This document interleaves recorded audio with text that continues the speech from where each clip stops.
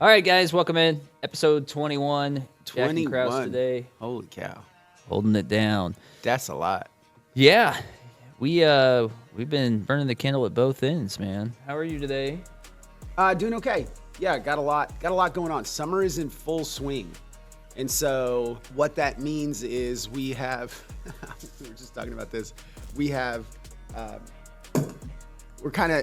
thought we would be like not spread as thin as we are, but I got one of my kids playing summer baseball. So he's got a game tonight, a game Thursday, and then a follow-up game on Friday, like a rainout game. Summer baseball. Yeah. I remember, man. Back in the day. And like, just like you do, right? I love my kids. And you know how I can prove to you that I love my son? You don't have to, but sure. I watch 2 hours of kid pitch baseball, and they're 11 Only 2 per day, like per game. And so it is walk, walk, walk, walk, walk, walk, walk. Yep. And then if you get on first base, the next 2 pitches, you're on third base. And then, the rule exists, a third strike that's dropped, you can run if first base isn't occupied. And so everybody, it's just like you get a base and you get a base. Yeah. And then, of course, the catcher tries to throw out a guy stealing at second when then it goes into the outfield and then the guy at second steals home, right? Like, Good times. Yeah, that's the world we're in. When I was growing up, my dad coached us, and we had just double headers every night. So the 2 hours became 4 hours. Yeah, And, real quick. Yeah, it was. Well, so the second games usually, though, were shorter. It'd be like 9 innings the first game, 7 innings the Nice. second game. Yeah, Okay. So not too bad. Anyways, let's jump into it.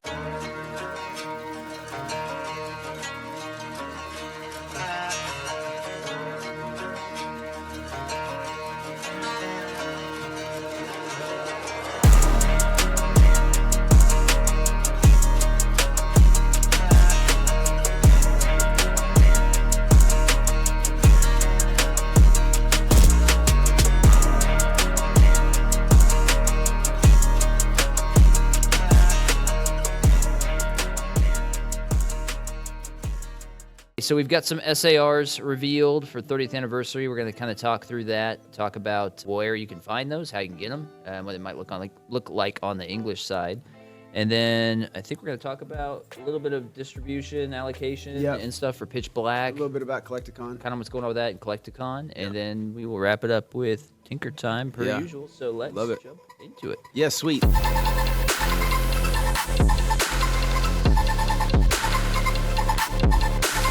So, TPCI had their Japan Championships this past weekend. And inside of that, they tend to have some product releases that occur after, Swiss is over or when they get to Final Cut or in between day 1 and day 2. And so they released this 30th Celebration Futuristic box. Which will release on September 16th. It'll feature 2 Pikachu EX Futuristic Rare promos, each themed after the day and night. And then we'll also have a Umbreon and an Espeon, which are in these 30th Celebration Premium deck sets. They look really good. Yeah, so... Who's the artist? The artist of the Umbreon and the Espeon is Rend. Let's go! Which is fantastic. I'm sad though because if these are cards that come out in English in the set, I'm chopped like fine garlic and onion in a nice Italian pasta. Well, there might be some good news to that. Yeah. So there have been English scans that have come out for all 4 of these, the Future Pikachus and the Espeon Umbreon. And all the English scans have these as Black Star promos. Which would make them much easier. Fantastic. Yeah. Hopefully. Because Ren isn't on the same level as Kirigawa. Yeah, or even Shinji Kanda. And Shinji Kanda got a promo in the Mega Charizard X UPC. And I think I picked up a couple of them at like $12 or $13. Yeah. And so thankful for that because it's a great card that you don't have to worry about picking up in the secondary market or trying to find packs for it. And that's a great point too. If they are Black Star promos from the UPC and you can't get your hands on the UPC, you're not completely out of luck because there's going to be so many of them circulating. Just picking them up as singles shouldn't be too much of a hassle. I think What was the Mew SIR from 151? Like on release, I think it was around like $20. The Mew EX from the 151. Yeah. Yeah. It's like 25 Yeah, bucks so for not too a bad. long time. Yeah. It wasn't until well after, like a year after that UPC release, that it started to increase in price. Yeah. And it's a different market now than when 151 released. But still, like Kraus just said, we just had the Oricorio SIR and the Charizard UPC, and that was in this environment. And that thing was still, I think even now, it's still like $20 if you want that card. Maybe 15 even. So not too bad. So with the, as Jack said, these cards look good. They look really good, which makes it kind of disappointing that the Chandelure SIR from Pitch Black by Rind didn't turn out as good, because you can see what Rind is capable of. Yep. And Rind is an awesome artist. We talked about it a little bit last time when we were talking about Chandelure. Rind does a lot of like blur effects with heavy detail in the foreground and just some really cool stuff. So it's kind of sad to see that the Chandelure didn't get the same treatment, but these look really good. And just because they're Black Store promos doesn't even mean they'll be in the UPC. That's just where my head goes right away. Same, or in a product or something. Yeah. Okay, let's talk about the Pikachu. Hey, well, we're going to have a break here, and Trav's going to join us. All right, so we got to do a little switcheroo here.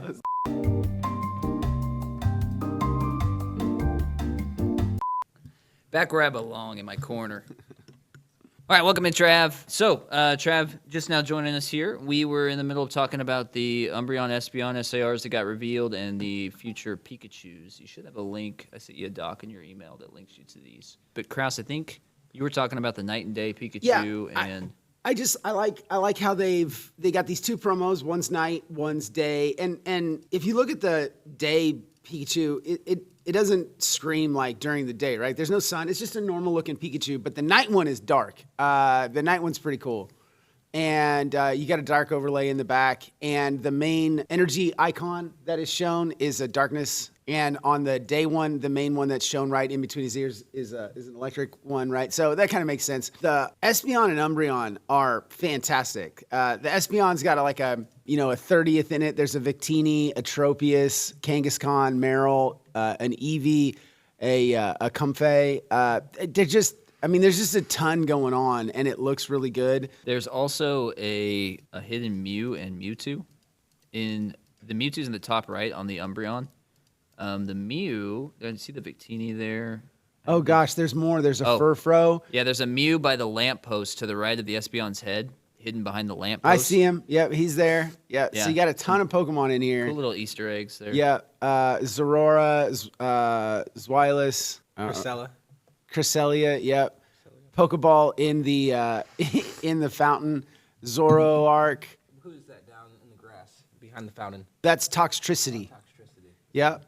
And then there's a Minior, which is like the shooting star. Yeah, I mean, dude, these are cool. I think they knocked these out of the park. Yeah, fireworks, like. That Umbreon might be one of the best Umbreon. Where you guys rank that Umbreon compared to like the Moonbreon and Umbreon V even, or Umbreon from Prismatic? I mean, come at me. Hot take. Those two cards aren't that great to me. I think this one's better, in my opinion. I think this is a great looking card. What's weird about these two cards, though, the Espeon and the Umbreon, it kind of looks like that it was AI.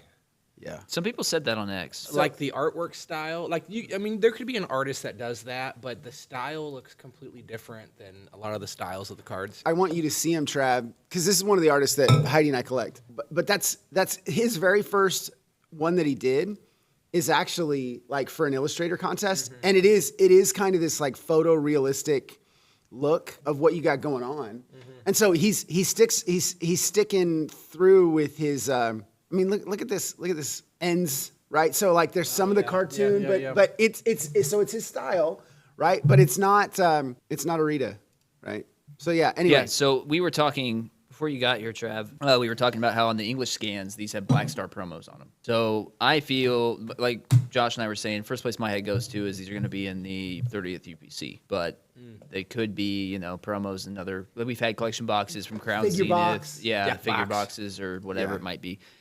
So having said that, they shouldn't be too hard to obtain, even if you can't get the product. There should be a lot of these as singles on the market that you'll be able to pick them up as singles, which is really cool because clearly these are awesome cards and everybody's going to want them. And the last thing we want is like a black Friday mob fest of people breaking through screen doors. One of the things that I guess I don't understand. So these two Pikachus, they have different attacks. They're not the same card. Saw that too. Which is weird because you already have a couple Pikachu EXs in rotation, right? It's interesting. You'd have 4 different EXs. Yeah, you've got these different attacks on each of these. Yeah. They didn't do that for the Red Victini and Black Bull White No. Flare. So No. yeah, kind of interesting to see. Yeah, it's whatever. So if we do get these as UPC promos, you guys think all 4 might be in the UPC? Man, that's a lot. That's a lot of promos to have in one thing. We got 3 with the Charizard, the OG Charizard UPC. Yeah, I'm the talking one about. from Sword and Shield. Generations did the Mythic Pin collections where they put 10 promos across the 10 different pin collection things. Yeah. And then they had a couple other collection boxes that had promos. And we had a podcast episode like maybe 10 episodes ago where we talked about Sun and Moon and how many of the promos that they had and kind of how Sword and Shield and Scarlet and Violet really went away from promos. And then more recently, at the very, very tail end of Scarlet and Violet, they started bringing some of the promos back, the Greninja and the Kindra and the Shrouded Fable. And then they had the Paldea Adventure Chest with the Pikachu that's kind of going off, but really not a whole lot of like promos that you can hang your hat on. Yeah. Outside of ETBs. It would be cool if like they had like kind of how they're doing series 1, 2, and 3. You know, right now with the starters, I'm kind of seeing products that have promos. It would be cool if they had like special sealed product. I mean, for the scalpers and everybody else. I mean, it's like the worst thing that you could have. Right So it looks like they're going to have a lot of products, right? I can't validate if this information is accurate, but there is a product lineup leak list that's out there. Mini tins, knockout collection, tech sticker, poster, battle decks, booster bundle, binder collection, figure collection, display collection, ETB, and ultra premium collection. So I wouldn't be surprised if they threw the Umbreon and Espeon in a figure collection, just like they did for Prismatic. And then you probably get the Pikachus in the UPC, and you'll get like a metal version of each Pikachu because they love their metal cards for whatever reason, the UPCs. Yeah. The playmats look really cool too in the deck box. I'll throw those up on screen so you guys can see those, but just a side note there. They look pretty sick. Okay, well, that's a good segue though. They do. The mats are dope. Yeah, yeah. Coins or whatever. The deck box is cool. Yeah. Yeah, they look pretty sick. But yeah, I think that's a good segue into our next topic here. Let's talk a little bit about allocations for Pitch Black.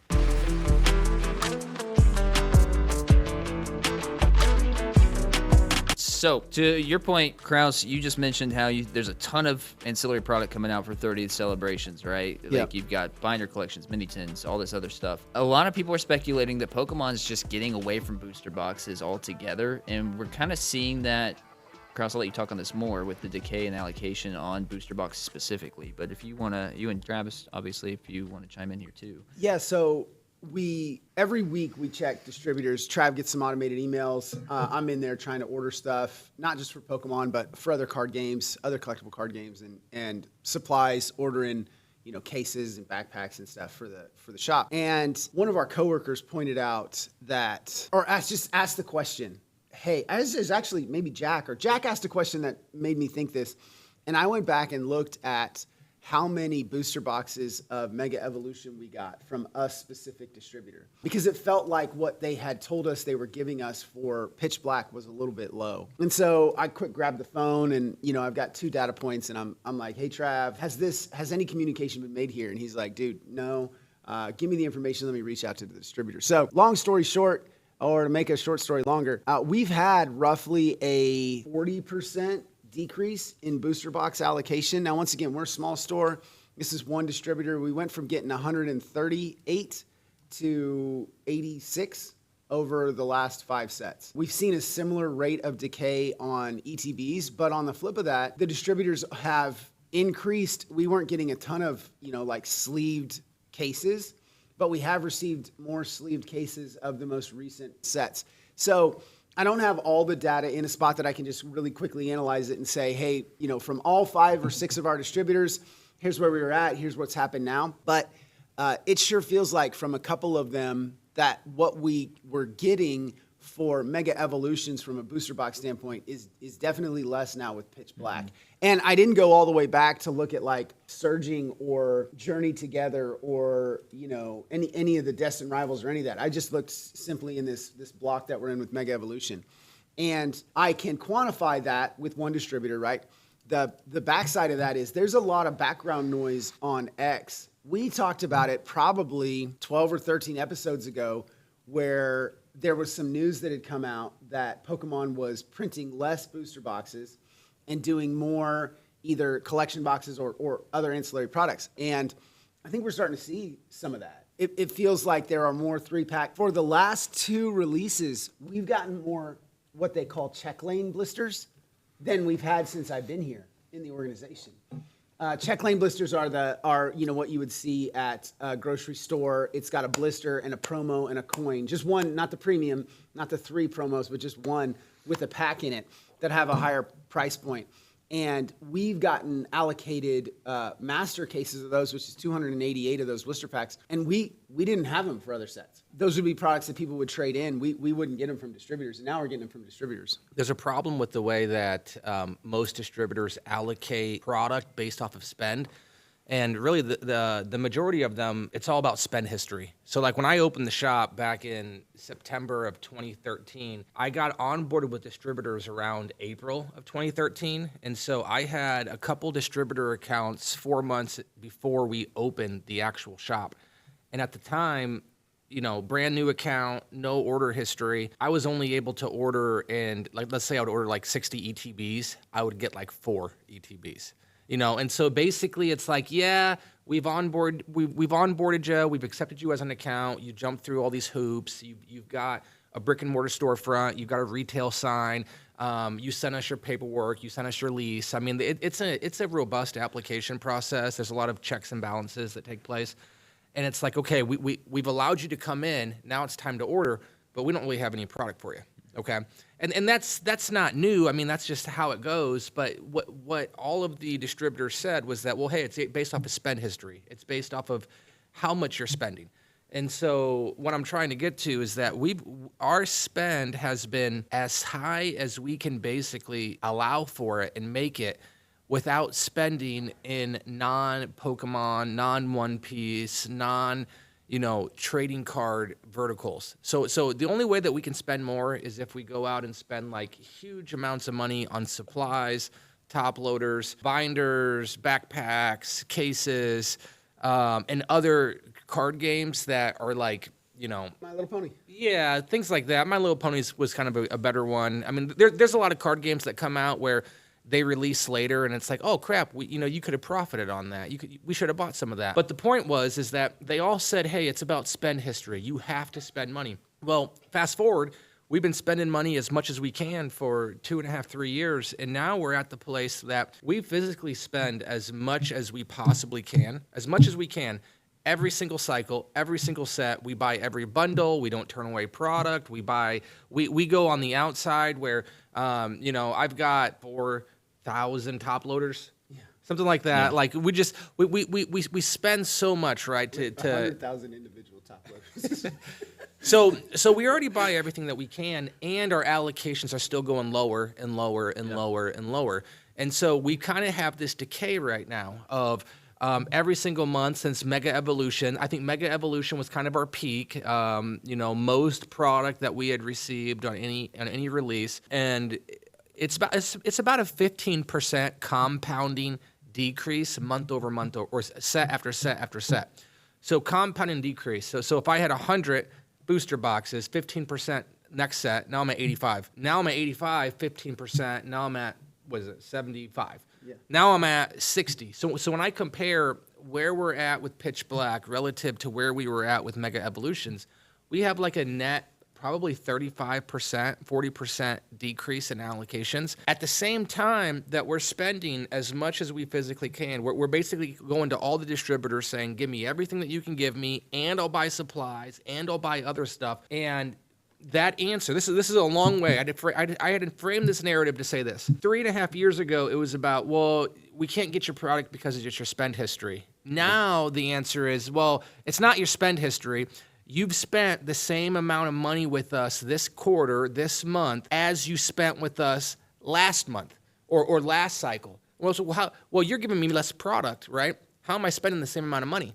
Well, we're working our ass off to spend elsewhere so that spend translates to allocations. So we've held up our end of the bargain. We've spent more proportionally compared to the allocations that you give us, and yet our allocations are still going down. So as a brick and mortar card shop owner, we're doing everything we can to get our hands on product, but still our allocations are going down. Well, it's either that they legitimately are getting less product, and as a result, our product is going down as a result. It's a hypothesis. That's what they say. It's just, hey, they tell me, hey, we're just getting less product. Okay, that's rationale one.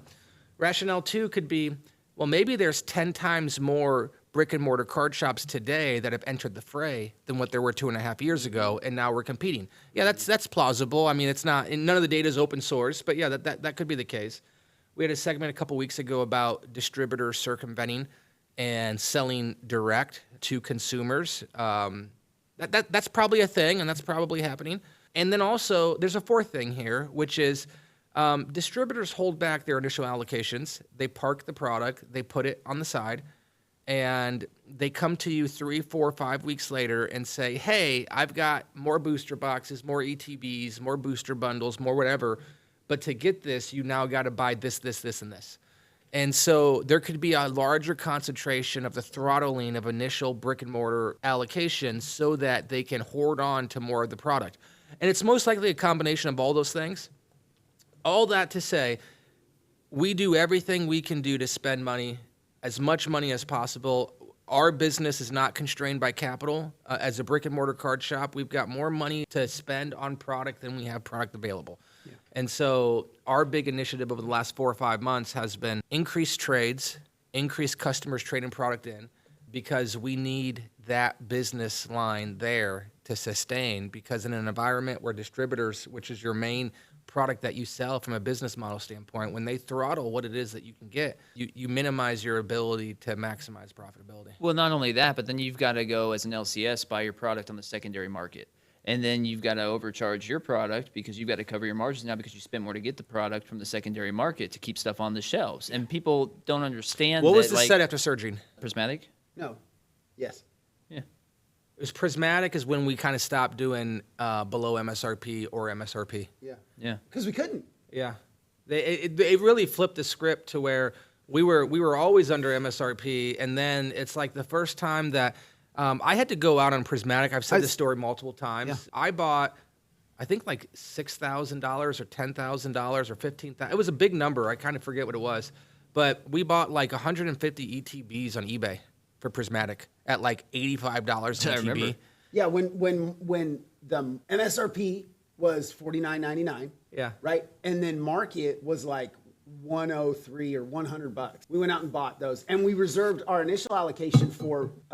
We reserved our initial allocation that we got. Remember, we had the top list of people that had purchased from us, and we divvied those out at retail. But then we didn't have any product. Yeah. We didn't have any ETBs, and so you had to go buy them. I was all emotional and kind of like, when I opened the card shop in September of 2023, 151 had just came out.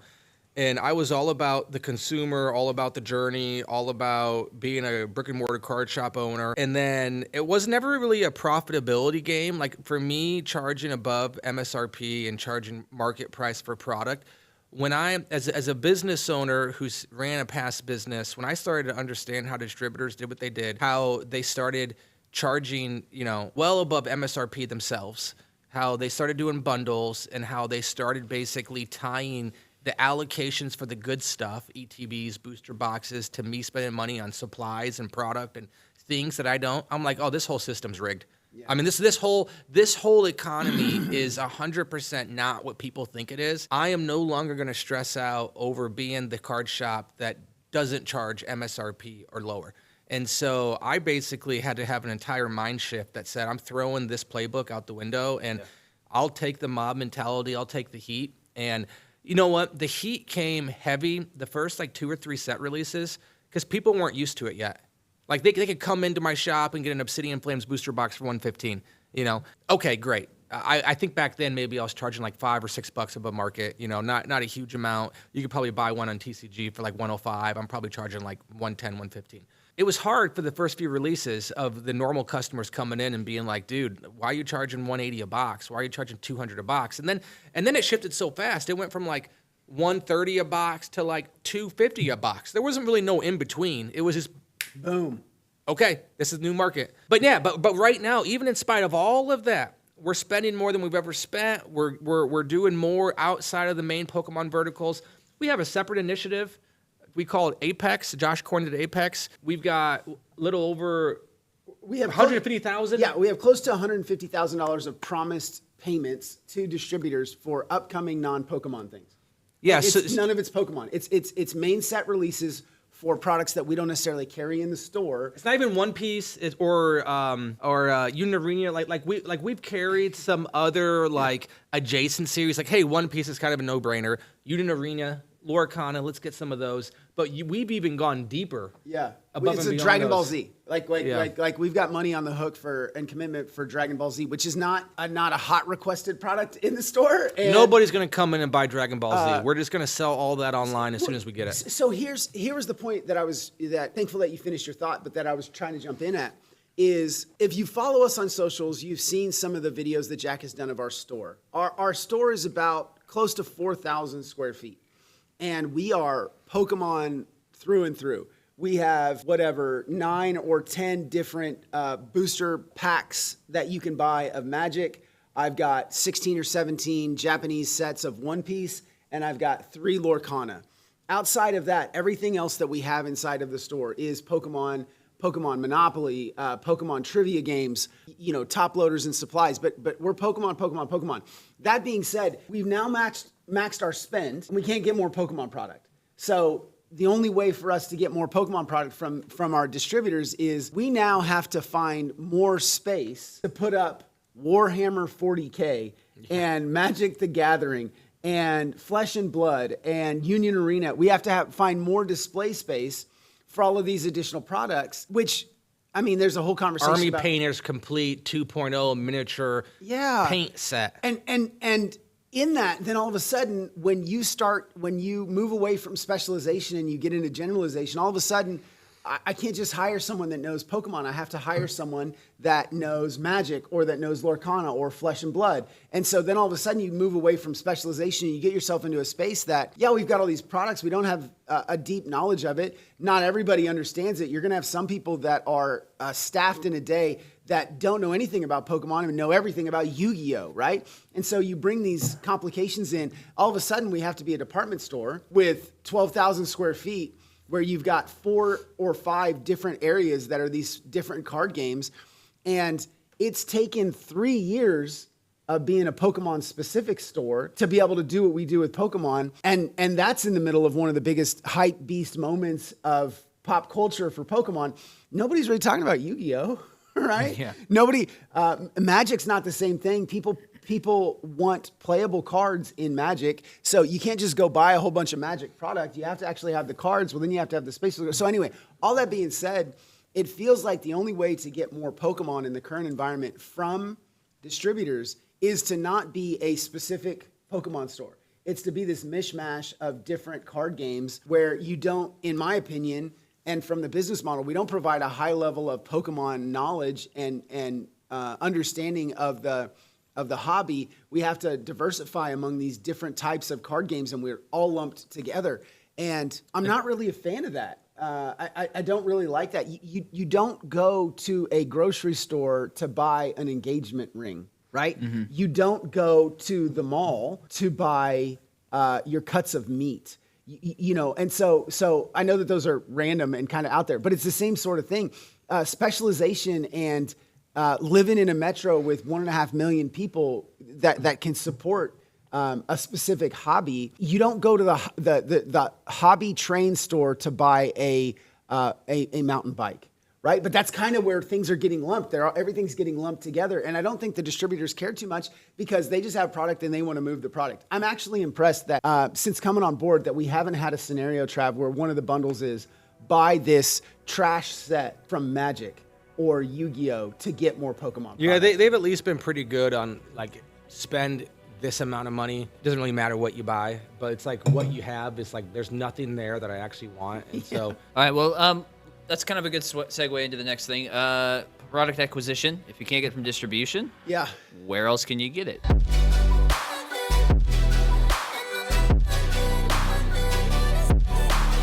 Yeah. So what's this weekend, guys? Yeah, so we have Collectacon visiting this weekend, and so that is that's a big deal. I think in the last probably 6 months, there's been at least one relatively large card show in town every other weekend at a minimum. But this is the biggest. This is the granddaddy. It's downtown in Kansas City. There'll be a lot of vendors there. It's big enough show that they bring in, voice talent. Last year when I was there, 2 years ago when I was there, I got Darth Maul to take a picture with me, right, which is pretty cool.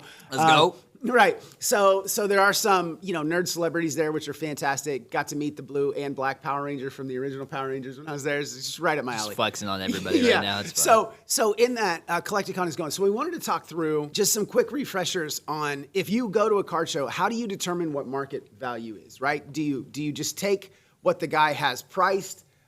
Do you just take that number and you just pay for it? What cards would you do that for? If you're trading stuff, where are you trying to get to from a value percentage wise? How does this all work? So, Trav, I want to give you an opportunity, not as a store owner, but as a personal collector, right? Because the stuff that you collect, which are some slabs, probably PSA 10s, you probably have the high velocity stuff. There's probably some cards that you want in your collection that there's not a ton of out there, right? It's not the gray felt Pikachu with 50,000 PSA 10s. If you took your collection along, right, give us a 4 or 5 minute explanation of how you're preparing to go to a card convention. So it really depends on how desperate and needy you are for liquidity and money.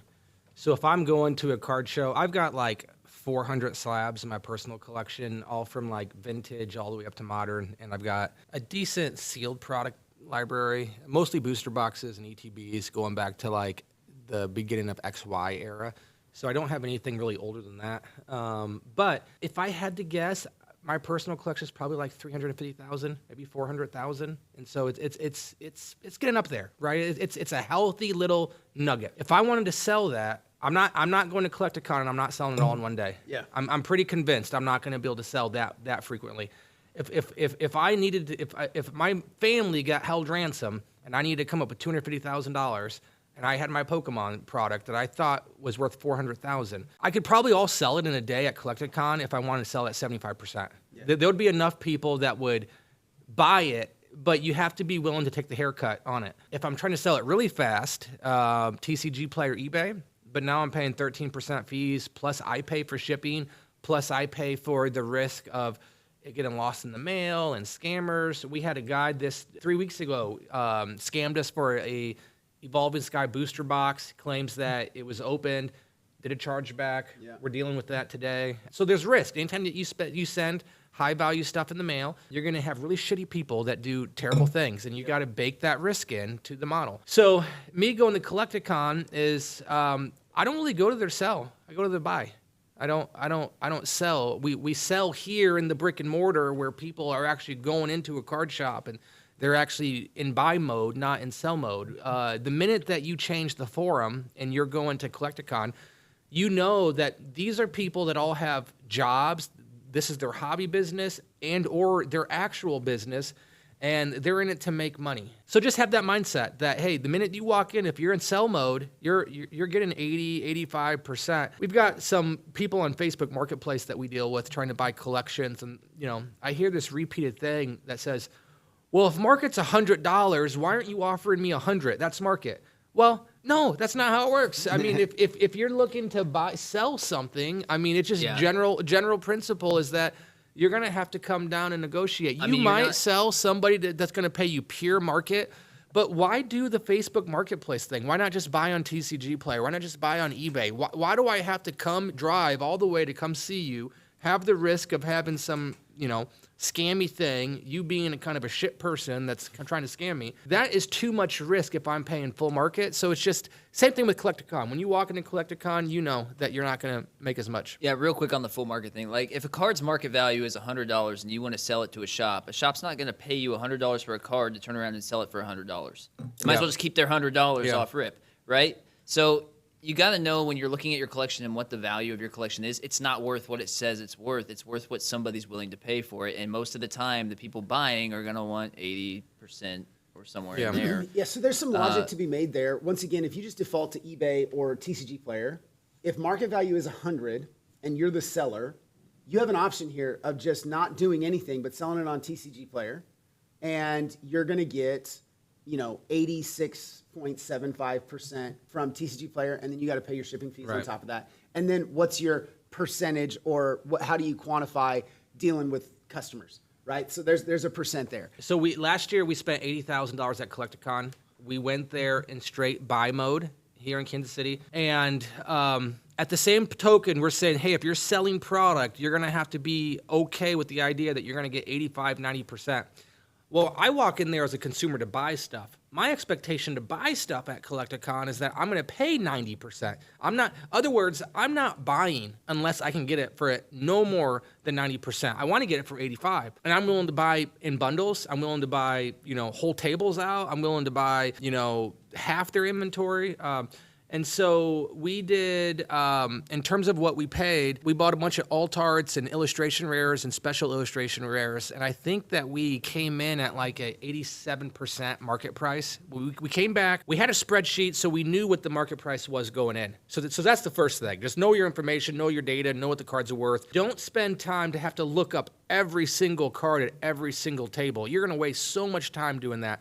Go in there with the list so that you know what market price is the minute that you walk in that door, updated as of recency. So we went in, we knew, we could immediately tell. You walk up to a table and just look how their cards are priced.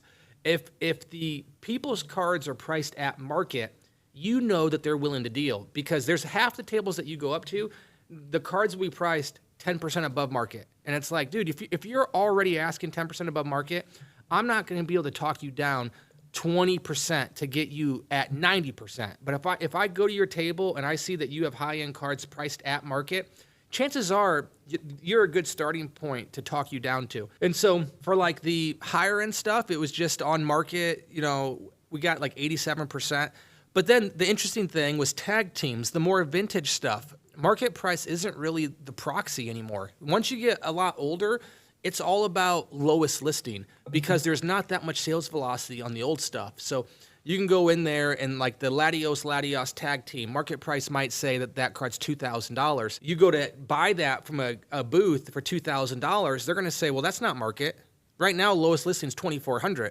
So I have this price at $2,400. Do you want it? No, I don't want it because market's $2,000. Okay, we'll go buy it right now. On the entirety of the internet, go buy it. Yeah. You can't get it. Yeah. So on our, like, we were buying tag teams to stock our trade wall. We got back, and I think you were saying that like our tag teams, we came in at like 103% of market price. So it looked like that we bought above market. Well, we did, but compared to lowest listing, we still bought 15% lower than lowest listing. So we were able to fill our trade wall here in the shop at a much lower level than what it was buying those same cards on TCG. So you have to understand the differences. Lowest listing more for vintage stuff, market price for the high sales velocity modern. Have your research, know what it is. Expect to basically, as both the seller and the buyer, there's enough competition that as long as you smart shoply, you should be able to at least trade in always no worse than 90% for what you're selling. And you should be able to buy for no worse than 90%. As long as you take your time to sell. Now, we had, 5 people running that day? Mm-hmm. We gave, you get 20,000, you get 10,000, you get 20,000. Here's everybody the list, go. And I think we probably hit every single table, and we did it in like 6 hours. Yeah. It was a pretty good day. Yeah, there's a couple things that you're not going to be able to pull off at Collectacon. So one of the things that you're not going to be able to pull off at Collectacon is finding cards that have PSA arbitrage. I can't say you're not, because there's always a chance, but almost every single card that is on display at a Collectacon, someone has already looked at. Either the vendors looked at it, or all the multiple people that haven't bought it have looked at for some level of PSA arbitrage. So Number one, if you're trying to not be that guy at a convention, when you go to Collectacon, don't ask to see the $4 card and then spend 11 minutes trying to determine whether or not it's going to turn into a PSA 10. Oh, they hate that so much. Yeah, because newsflash, big dog, it ain't. If it was, it would have already been sent. So that's number one. Number two, you need to have a relative understanding of conditioning. You need to be able to know the difference between what near mint and light played is. And, TCG Player has a very verbose way of defining that. If there is a print dot on a card, that doesn't make it light played. If it's not going to PSA 10, that doesn't mean that it's light played. PSA 7 is near mint. And so if it has a printing error or a printing imperfection, depending on the card, that could increase the value or decrease the value. So as an example, if you're missing, I think this is a pretty common thing among some of the mega attack rares, they miss the yellow color over the letters. And so if you see a card that's that way, some people may pay a premium for that. Some people may want to collect them all. Some people may want to charge less because it's less desirable. You've got to have a pretty healthy amount of social ability to be able to read the vendor and read the people around you to understand what you can and can't accomplish. And it's no shame to walk up to a table and say, hey man, I saw your prices. When's the last time you priced? Yeah, man, I spent like 2.5 hours pricing all my inventory yesterday. Great. Okay.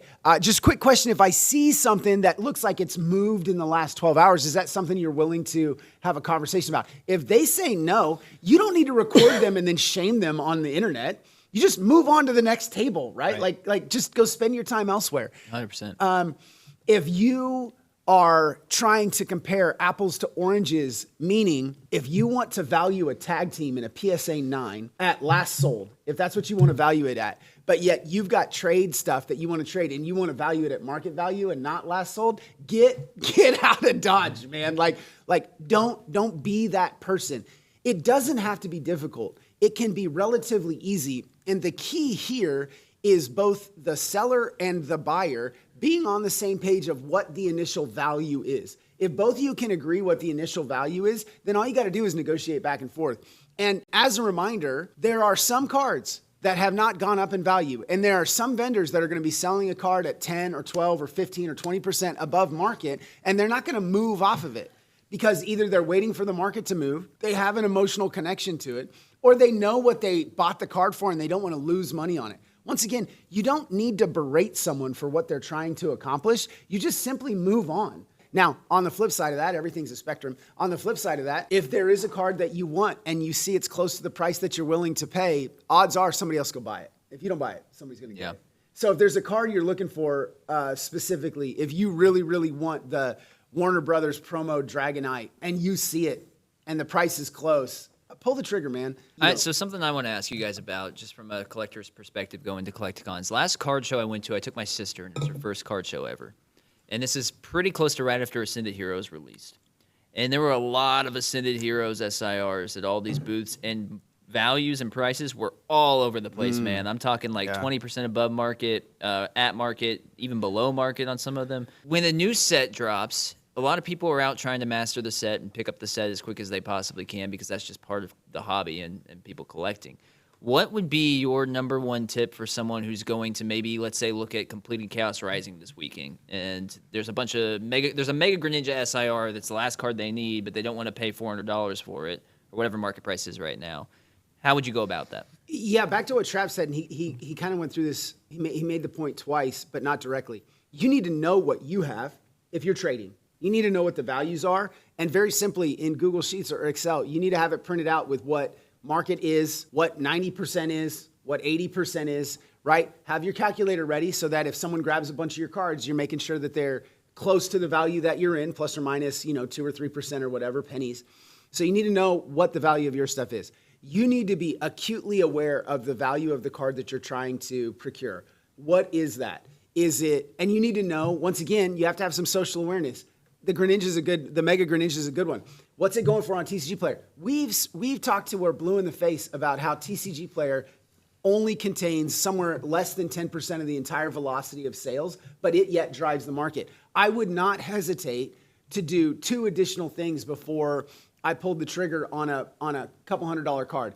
I would know what they were selling for on eBay. So with a modern card specifically, price charting will show you ungraded condition, and you can see whether or not they put an MP or an LP or a damaged on the header. And so I would see what they were going for on eBay. Once again, knowing that the sales on eBay are going to be similar to a convention, because if they could be graded, they would be graded, right? So you're not, there's a chance that you get one that's great centered and looks good and no dots on the back or whatever. You always have that shot, but don't count on it. And so if TCG Player says the card, and I'm just making it up because I don't know what the values are currently, says that it's $390, that's the market value, but yet you're seeing 16 or 17 of them being sold per day on eBay at $350, and you've got a guy that's marked at $385, I would just ask, hey, did you see what they're going for on eBay? And if there is some agreement there, you're probably going to pull off a deal. You're probably going to make a deal. And then for me, mostly because I work in a cart shop and I value time above money and the actual cards, the first thing I would say is I want to land on what is the value that we're going to be at for your card, like the card that I'm trying to buy. Where do you want to be? Okay, can you do 3, whatever the number is? So we land there, and then it's like, okay, hey, I want to buy it, but I've got these trades, and I'm looking to be at X on my trades. I did some homework. Take a look at them. Here's 6 or 7 cards. They're doubles out of Chaos Rising. I think that market value is $100. I'm looking to get $80 off the price, and give them their offer. Trying to negotiate from this position of power where you hold all the information and you're withholding information just simply wastes time. Be in an environment where you make one counter, right? There's no reason to go back and forth. Just make, and if not, then take your stuff and say thank you and be a kind human being and walk away, because other people will have the same card. Yeah. Last tip on Collectacon, guys, make sure you bring cash. That would be my number 1 tip. Cash is king at these card shows. You'll be able to negotiate a lot easier if you're paying with cash. And I know it's 2026 and you expect to have Wi-Fi service. You're not. Yeah. And so when you try to Venmo, it won't. Yeah. And when the vendor tries to Venmo, then you're stuck there and they're having to focus on you, and they got people in front of them and they're trying to tap your card, and it's not going through because there's no connection. Cash is king. Yeah. Last year, the line was wrapped all the way around the building. It was an entire block, double wrapped. Yeah, it was nuts. So it kind of snaked back on itself. At Collectacon? Yeah, to get in. Just to get in? Just to get in. I took some videos of it. It's like, in like downtown Kansas City, I mean, it's not like, probably not the size of the blocks in New York, but a downtown Kansas City block is a big block. So to actually wrap the line all the way around the block and then say, hey, that's like, we were at the front door and it was like, oh, this is not so bad. It's like, no, bro. You got to go all the way around. That's the second line. Yeah. You got to loop all the way around to get back. You guys ready for that this weekend? I'm probably not going. Yeah, we will be. We'll be ready. Yeah. We've got some of the stuff to check off the list today is our plan and what our focused goal is. We won't have as many as we had last year, but we will be focused and know what we're trying to accomplish. And it is a little bit less daunting. I think last year we handed out stacks of cash and said, hey, we need 1,000 cards. This year it'll be a little bit different. We have a specific amount of cards, but we only need like 500 for our wall. So looking forward to Collectacon. It should be fun. More to come on that next week when we give the recap on it. Right? That'll be fun. Yeah. All right. What time is it, guys? I do believe that it is. Travis. Boop, boop, boop, boop, boop, boop, boop, boop, tinker time. Is that a boop, boop, boop, boop? I don't know. Blooper that. Let's go. Ticket time. Tinker time.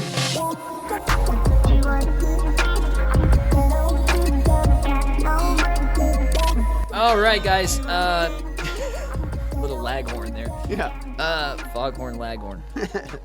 Quick one today. So Kraus and I have been brainstorming ideas for play events and tournaments and just some fun ways we can kind of shake things up and come up with new formats for players to play in. So we're going to brainstorm as a team here today, and I want to know your guys' ideas for what you think some really fun formats would be. And then I want you guys who are watching and listening to please leave comments on any of these you feel really stand out and would be a great idea for a shop to run. Examples, guys, like let's say like a psychic-only deck format where you can only play psychic decks in the tournament or whatever it might be. So my thought here is similar to what they do in highly competitive like League of Legends or Marvel Rivals or some of those games where you have these multiple variables, Apex. to be able to bring something in. Sometimes when you get into some tournaments or some high-level play, the opposing team and your team will be able to ban certain characters. And so my thought process here is to provide, in the current meta that we have, all standard legal decks, you provide the option for your opponent to ban either a card or an ability or something, 2 or 3, maybe out of 8, or 1 out of 4, whatever the case may be, to be able to ban. So you can't just take this deck that you've dumped, tens of hours into to know all of the different win conditions against all of your opponents and fundamentally change how the deck works. So in the current environment where 1 out of 3 players at a competitive tournament are playing Dragapult, removing the ability to use the stage 1, just have that card be banned. You can still play Dragapult, but you can't use it stage 1, right? Could present the opportunity for some interesting ways to play the game. And so having a tournament where there is a ban list that's either a ban list for the whole tournament or it's a ban list per round could be pretty fun. Some of the operational logistics there is you have to be able to have enough cards on hand to be able to substitute cards or swap decks out or whatever the case may be.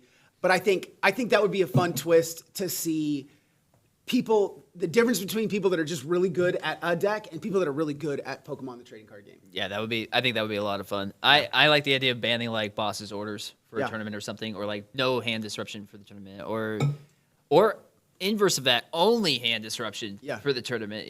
Like it could just be a lot of cool ideas there. Trav? People are going to just hate this idea, but I don't care. This would be just straight chaos.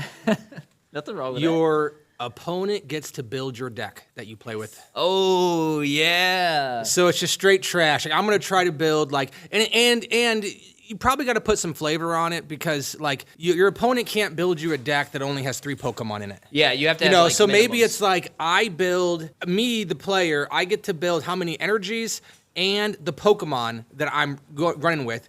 You get to build all the trainers. So I've left you 20 spots for trainers. So it's basically just like, because instead of actually trying to make the best deck, it's like, no. I'm a good player. I know what trainers are trash, and I'm going to give you the straight trash every time. I love it. Yeah. Knowing that I'm going to do the same to you, right? So, and you have to put some requirements. You have to have energy in the deck. You can't just not. Yeah.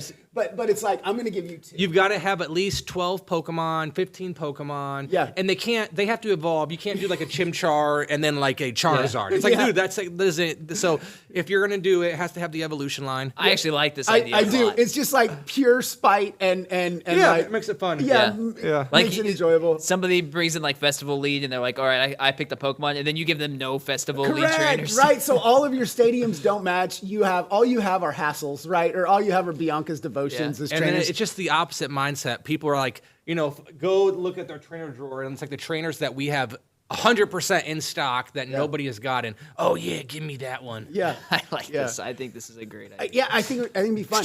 There's another one too that's kind of popular in trading card games. It's where you bring in a similar environment, Trav.